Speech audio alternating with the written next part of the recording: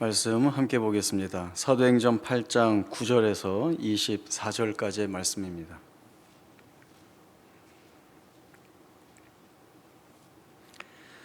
사도행전 8장 9절부터 24절까지의 말씀 보겠습니다.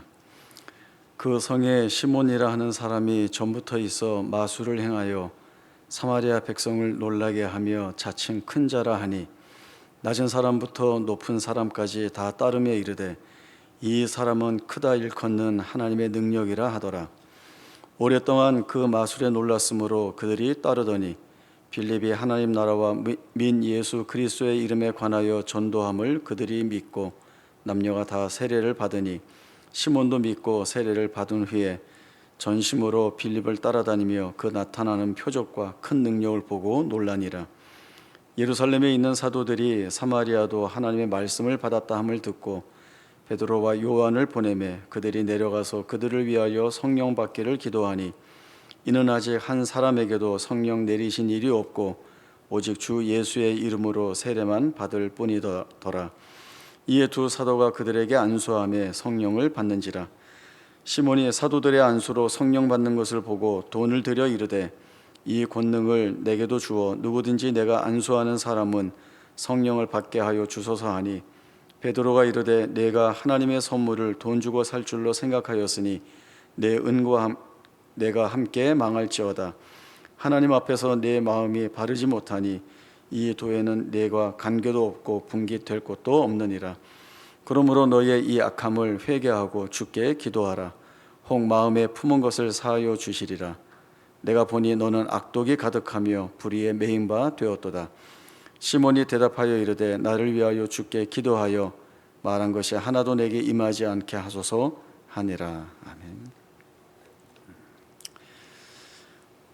사도행전을 기록하고 있는 누가는 오순절 성령 강림 이후에 이 땅에 드러나는 성령의 역사, 또 그 성령의 역사를 통하여 드러나는 복음의 확실함을 여러 사건과 또 여러 내용들로 그 내용을 풍성하게 전하고자 하고 있습니다.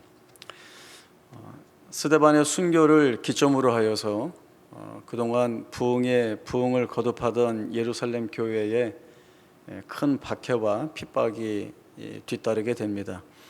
말씀을 보면 사도만 교회에 남겨두고 남은 모든 성도들이 교회를 떠나 이곳저곳으로 뿔뿔이 흩어지게 됩니다. 그러나 이미 설교에서 한번 저희들이 살펴본 바 이 박해라고 하는 이유 때문에 교회가 이제는 많은 시련을 겪고 어려움을 당하게 되고 또 사람들이 뿔뿔이 흩어지게 되었지만 오히려 하나님은 이러한 기회를 통하여서 흩어진 그들이 그 흩어진 곳에서 복음을 전하게 함으로 인하여서 복음이 확장되는 놀라운 일들을 이루어내십니다.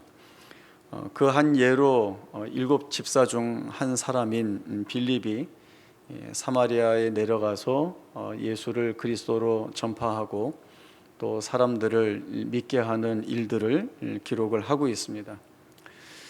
복음을 들은 사마리아 사람들이 예수를 믿고 또 세례를 받습니다. 이 일을 통하여서 사마리아 온 성에 기쁨이 있었다라고 누가가 기록하고 있는데 이 기쁨이 있었다라고 하는 기록을 통하여서 그들에게 주어진 복음이 참된 복음이고 또 그들이 세례 받음으로 인하여서 하나님 앞에 구원받은 백성의 반열에 들었다라고 하는 것이 믿음 있게 확인되는 내용으로 주어지고 있습니다. 누가는 여기에서 그치지 않고 시몬이라고 하는 한 사람을 등장시키고 있습니다. 이 시몬이라고 하는 사람을 통하여 이루어지는 사건으로 인하여서 복음이 어떤 것이냐라고 하는 내용도 드러내고 또 그 복음에 어떻게 반응해야 되느냐라고 하는 부분도 이 말씀을 읽는 모두에게 전하고 있습니다. 말씀을 읽은 대로 시몬이라고 하는 사람은 사마리아에서 이미 오랫동안 거하면서 마술을 행하여 사람들을 미혹하게 하는 자였습니다. 그러나 이 사람의 그 마술의 능력이 대단히 커서 이 사람은 크다 일컫는 하나님의 능력이라고 하는 칭송까지 받게 됩니다. 여러 내용들을 살펴보면 이 시몬이라고 하는 사람은 사마리아에서 거의 하나님처럼 사람들에게 높임을 받고 칭송을 받는 그런 사람이었습니다. 빌립이 사마리아에 이르러서 복음을 증거하고 또 복음을 증거함과 아울러 여러 표적들을 행하게 됩니다. 더러운 귀신을 쫓아내고 중풍병자와 또 걷지 못하는 사람들을 낫게 하는 이러한 표적들을 보입니다. 이 빌립이 행한 표적은 예수님이 공생에 사역하시면서 말씀을 주시고 가르치시기도 하지만 더러운 귀신 쫓아내시고 많은 병자들을 고쳐주신 그 표적과 이적, 기사와 그 맥을 같이 합니다. 이사야서에서 이미 예언되어진 대로 메시아가 이 땅에 임하게 되면 보지 못하는 자가 보게 되고 걷지 못하는 자가 걷게 되고 또 중풍병자가 나으며 또 듣지 못하는 자가 듣게 되고 죽은 자가 살아나고 가난한 자들에게 복음이 전파된다라고 하는 이 말씀과 연결이 됩니다. 결국 예수님께서 말씀도 주시지만 그 드러내시는 표적들이 이사야 선지자가 예언하고 있는 내용들이 그대로 성취되면서 예수님이 참 메시아이시다라고 하는 내용들이 확인이 되고 또 빌립도 그리스도를 전파하는 가운데 드러내는 표적이 거의 그와 같은 표적들을 드러내면서 빌립을 통하여 주어지는 복음이 바로 참 메시아이신 예수 그리스도를 증거하는 복음이다라고 하는 내용도 이와 아울러서 확인을 시켜주고 있습니다. 많은 사람들이 빌립을 통하여서 복음을 받아들이고 또 표적도 보고 그리고 세례를 받고 하니까 이 시몬도 놀라게 됩니다. 빌립이 행하는 그 표적들이 자기가 행하는 마술과는 전혀 격이 다른 그리고 그 표적이 드러내는 우월한 능력에 압도당하게 됩니다. 그래서 이 시몬도 빌립이 전하는 복음을 듣고 그리고 세례를 받고 말씀을 보면 전심으로 빌립을 쫓아다녔다 이렇게 말씀이 되어지고 있습니다.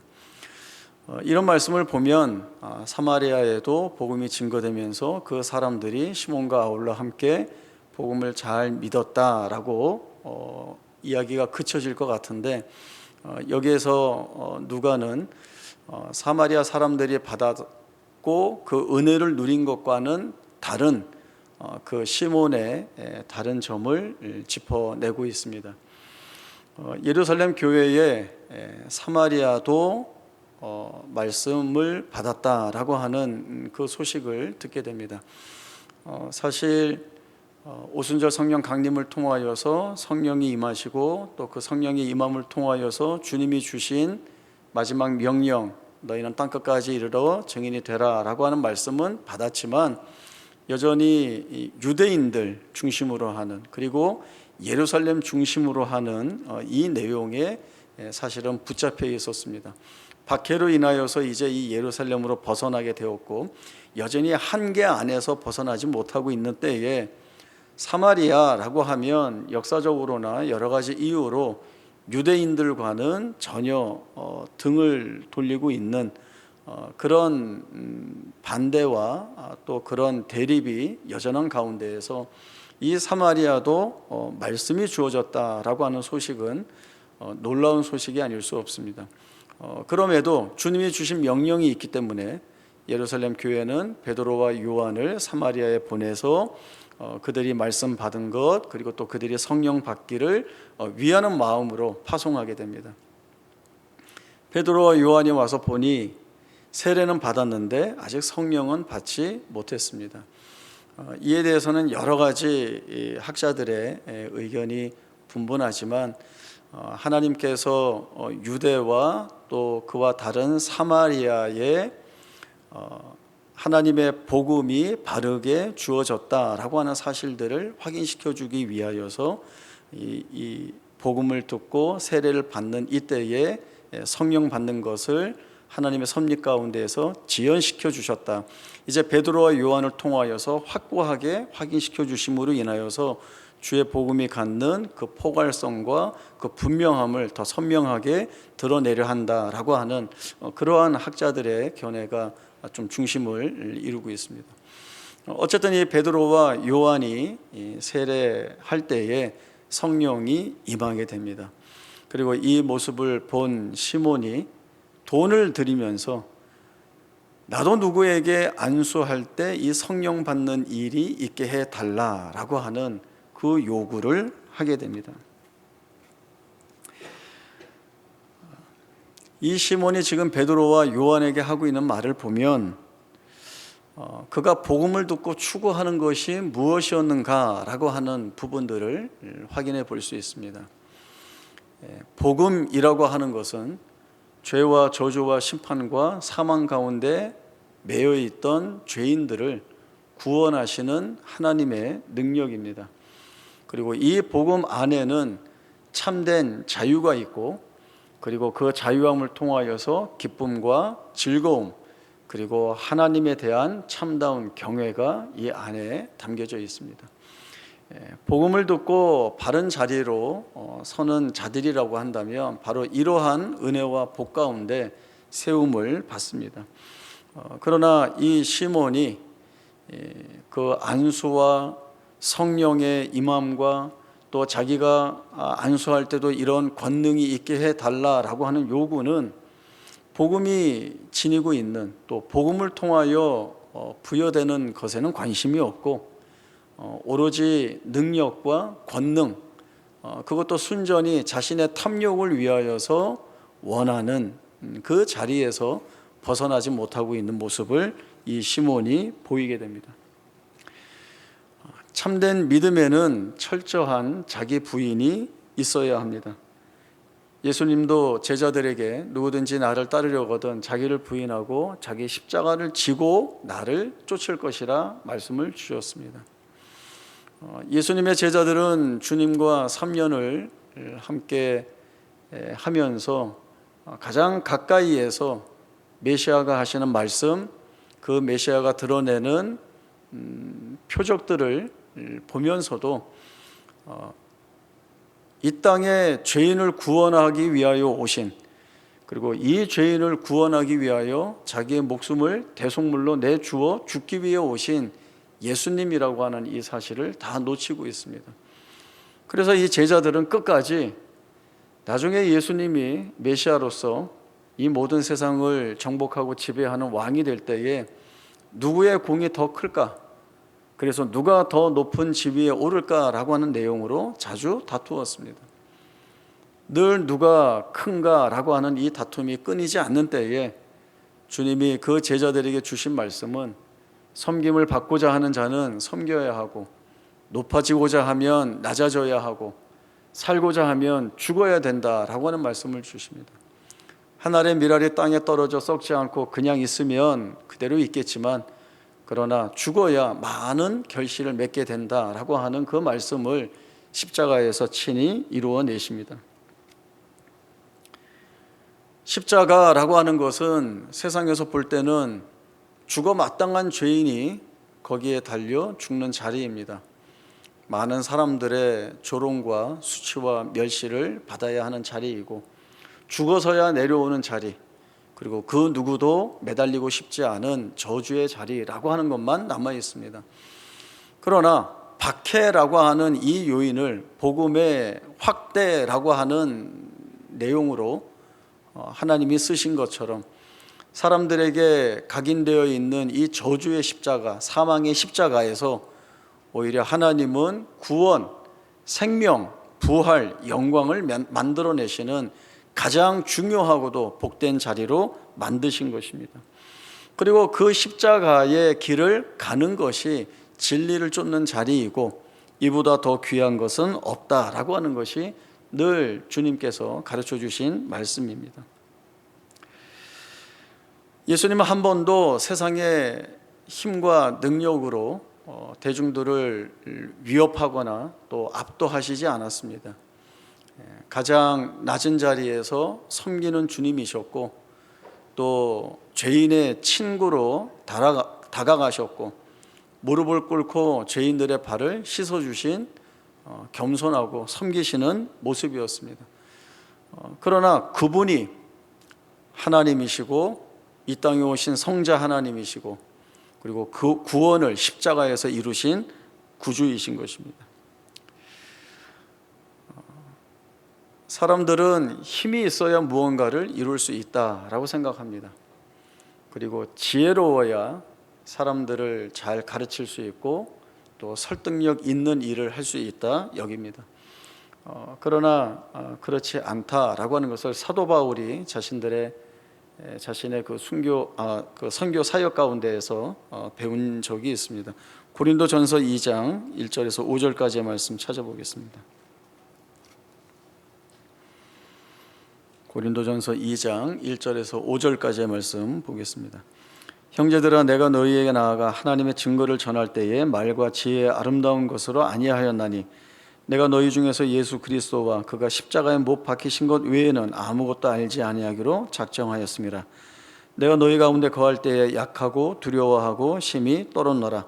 내 말과 내 전도함이 설득력 있는 지혜의 말로 하지 아니하고 다만 성령의 나타나심과 능력으로 하여 너희 믿음이 사람의 지혜에 있지 아니하고 다만 하나님의 능력에 있게 하려 하였노라. 고린도 교회는 사도 바울이 2차 전도 여행 가운데 복음을 전하고 또 말씀을 가르쳐서 세운 교회입니다. 그런 교회인데 사도 바울이 떠난 후에 이 교회는 세상적 지혜와 능력을 앞세우면서 분열을 일삼고 있습니다. 이런 성도들에게 사도 바울은 내가 너희에게 복음을 증거할 때에 어떻게 했는지 너희 제발 기억해봐라. 나는 말과 지혜의 아름다운 것으로 하지 않았다라고 이야기를 합니다. 오직 내가 너희에게 가르친 것은 예수 그리스도와 십자가뿐이었다라고 하는 것이죠. 아름다운 지혜의 말로 내가 너희를 설득하고 잘 설명해서 이 자리에 끌고 온 것이 아니라 참된 생명과 구원의 진리가 담긴 그분 예수 그리스도, 그의 절정의 사역 십자가 외에는 내가 너희에게 전하고 가르친 것이 없다라고 이야기하고 있습니다. 사도 바울이 내가 너희 가운데 거할 때 심히 약하고 두려워하고 떨었다라고 이야기를 하죠. 사도 바울이 그 경험이 있습니다. 사도 바울이 2차 전도 여행 때 마게도냐 지역으로 올라가서 말씀을 증거하면서 아덴을 거쳐 그리고 고린도까지 내려온 곳입니다. 아덴은 그 당시에 그 헬라 철학과 또 많은 사상과 문학이 발달되어 있는 도시였습니다.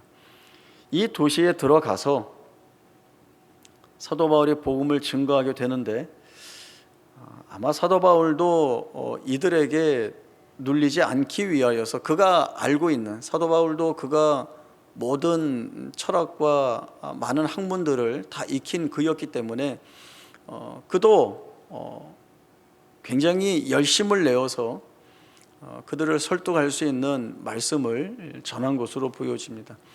그러나 아덴에서 그 복음을 들은 사람들의 반응이 어땠습니까? 처음에는 너가 하는 말이 무엇인지 좀 듣고 싶다 이렇게 청하여서 아레오바고 광장에 모여서 그 복음의 말씀을 들었는데 듣다가 부활을 이야기할 때에 어떻게 사람이 죽었다가 다시 살아날 수 있느냐, 너는 없는 것을 이야기하구나, 이렇게 조롱하면서 이 사도 바울이 전하는 복음을 무시하고 그리고 조롱하고 다 떠나버렸습니다. 이 일이 사도 바울에게는 어떤 충격이지 않을까 싶습니다. 그리고 고린도에 내려와서 바로 내가 너희 가운데 있을 때 심히 약하고 두려워하고 떨었다라고 얘기하죠. 그러나 사도 바울은 이 자리를 복음의 능력이 과연 어떻게 드러나야 하는지를 본인도 깨닫고 또 거기에 입각해서 복음을 증거해야 된다라고 하는 기회로 삼고 있는 것으로 보여집니다. 그렇게 말씀을 전하였으니 너희가 지금 세상의 지혜와 세상의 능력과 세상의 힘으로 너희끼리 다투면서 누가 옳고 누가 맞고 누가 잘하고 잘못하고를 논할 것이 아니라 부름받은 우리가 예수 앞에 어떻게 서야 할 것인가, 우리를 죄 가운데서 구원하신 그 십자가의 능력 앞에 우리가 어떻게 반응해야 될 것인가에 대해서 너희가 진지하게 살펴봐야 된다라고 하는 말씀을 주고 있습니다. 갈라디아 교회도 마찬가지입니다. 갈라디아 교회는 사도 바울이 1차 전도 여행 때 소아시아 갈라디아 지역에서 복음을 증거하고 거기에서 교회를 세웠습니다. 이 갈라디아 사람들은 대단히 빠르게 복음을 받아들이고 믿었습니다. 그리고 빠르게 복음을 받아들이고 믿은 만큼이나 또 빠르게 복음을 버리고 떠났습니다. 어리석도다 갈라디아 사람들아, 너희가 성령으로 시작하였다가 육체로 마치려 하느냐라고 하는 탄식을 이 갈라디아 교회 성도들을 향하여 사도 바울이 쏟아내고 있습니다. 성령으로 시작한다라고 하는 것은 말할 수 없이 값없이 은혜로 주어지는 구원의 능력과 역사가 너희에게 있었는데 너희가 어떻게 이것을 버리고 육체로 내가 의를 이루어서 내 구원을 이루겠다라고 하는 자리로 가느냐라고 하는 책망이자 질책입니다. 부패하고 본질상 진노의 자녀라고 말하는 죄인이 어떻게 하나님의 공의와 정의 그리고 그분의 걸어가심을 다 만족시킬 수 있겠습니까? 무엇을 한들 할 수 없는 일입니다. 그러나 복음, 이 기쁜 소식이 무엇입니까? 우리가 할 수 있는 것이 아무것도 없지만 예수 그리스도의 대속을 통하여서 이제는 너희에게 죄가 없다라고 하는, 이제는 너희를 정죄할 수 없다라고 하는 법적 선포가 이루어진 것입니다. 사망에서 노임받았고 자유하였고 자유하였으니 즐거워할 수 있고 기뻐할 수 있습니다. 이 은혜를 값없이 주신 하나님 앞에 영광을 돌리는 자로 설 수 있습니다. 그러나 이것이 아니라 내가 이룰 수 있다, 하나님 없어도 된다, 내가 할 수 있다라고 하는 것은 그야말로 부패한 자에게서만 나올 수 있는 것들입니다. 사도 바울이 갈라디아 교회를 떠났을 때에 유대 율법주의자들이 찾아들게 됩니다. 바울이 없는 틈을 타서 바울이 너희에게 믿기만 하면 구원을 받는다고 했는데 어떻게 아무것도 하지 않고 구원을 받겠느냐. 들어보니 그런 것 같은 거예요. 내가 하는 것이 아무것도 없는데 어떻게 구원을 얻을 수 있는가? 무엇을 해야 합니까? 다 하지 말고 할례를 받고 그리고 절기를 지키고 율법의 몇 조항들을 따라라. 이 열심이 있어야 너희의 구원을 이루고 너희가 의에 이룰 수 있다. 이 가르침에 넘어가 버립니다. 마이클 호튼의 은혜의 복음이란 무엇인가라고 하는 책이 있습니다. 그 책에 이런 내용이 나오는데요. 중세시대 때 종교개혁자들이 그 모든 미신과 규칙과 기교와 강령을 제거해 버리고 나면 과연 기독교에 무엇이 남을 수 있겠습니까? 라고 하는 질문을 한 사람이 루터에게 했습니다. 그동안 우리가 이게 참된 예배라고 예전이라고 생각하고 우리가 해야 하는 것들이라고 생각하고 다 했던 것들인데 이것들을 다 빼버리면 과연 기독교에 무엇이 남습니까? 라고 물었을 때 루터는 그리스도만 남습니다. 이렇게 얘기했습니다. 얼마나 헛된 것에 붙들려 있고 집착하고 있는지 모릅니다.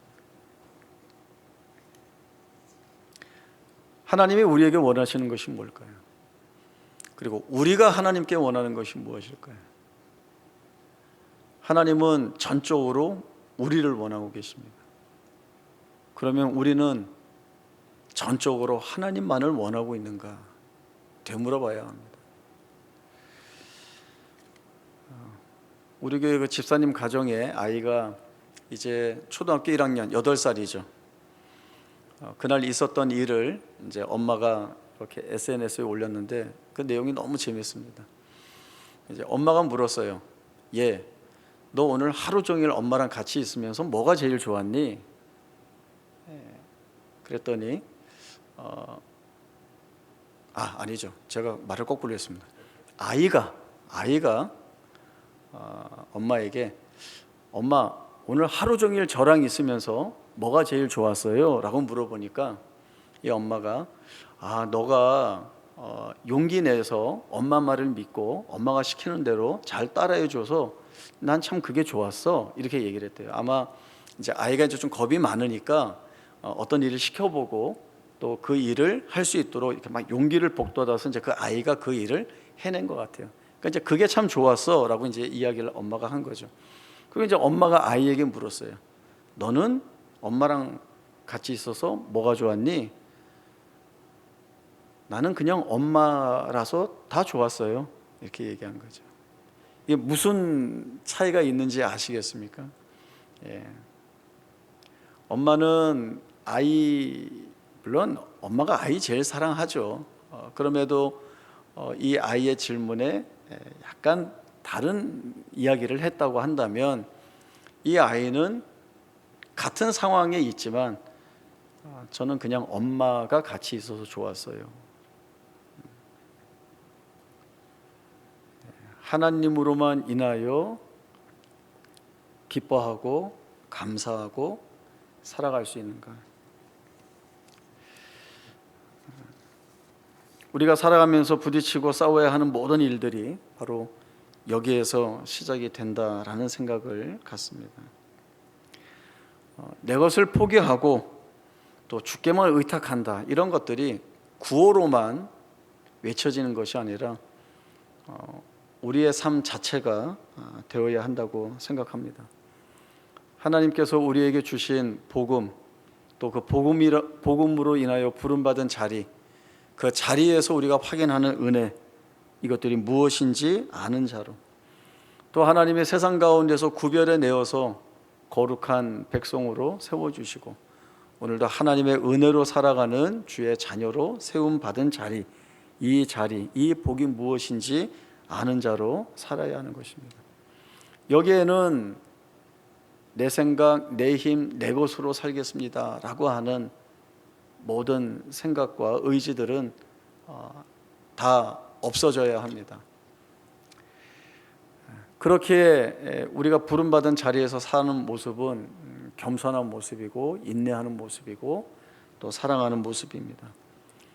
예수를 닮는 삶, 우리에게서 그리스도의 향기, 또 그리스도의 고난의 흔적을 가지고 주의 영광을 위하여 사는 것, 이것이 복음 안에 참되게 부름받은 성도의 바른 응답의 모습이고 또 참다운 모습이라는 생각을 갖습니다.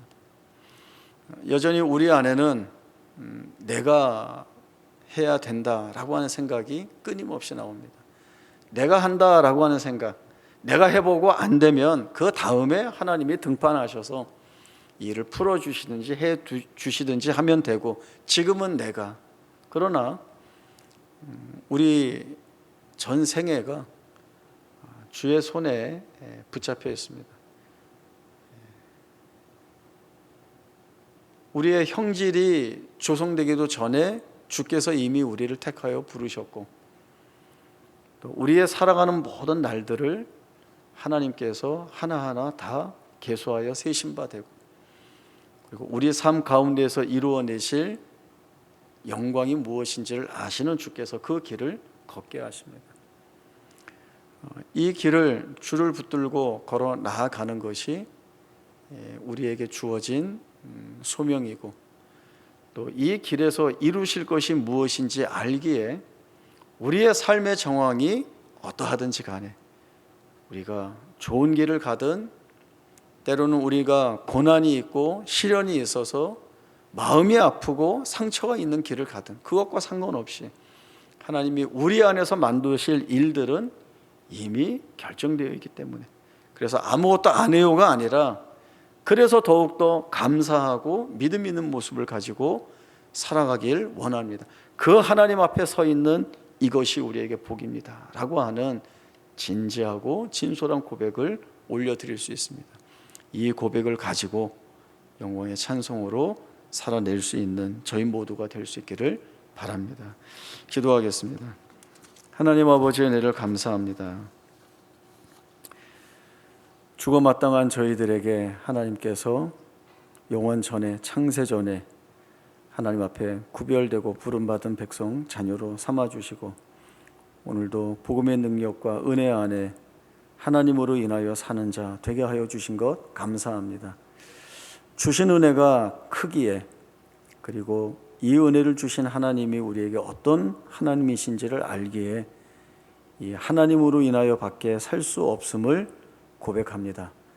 우리의 고백을 기쁘게 받아주시고 하나님의 주권과 섭리 가운데에서 살아내게 하실 그 날들을 믿음을 가지고 살아가는 저희 되게 하시고, 은혜를 누린 만큼 또 하나님 앞에 책임 있는 모습을 가지고 하나님께 영광 돌리고 이웃과 형제들을 사랑하며 하나님이 우리의 생애 가운데에서 원하시는 일들을 이루어내며 살아갈 수 있는 저희 모두가 되게 하여 주옵소서. 주님의 철저한 제자로서의 삶을 포기하지 않고 살아가는 저희 되게 하여 주시어서 우리를 영광의 찬송으로 삼으시고 우리를 통하여 그 크신 영광 받으시겠다고 작정하신 그 하나님의 작정하심에 아름다운 순종으로 순종해 나갈 수 있는 우리 모두의 복된 생애가 되게 하여 주옵소서. 거룩하신 예수님의 이름으로 기도하옵나이다. 아멘.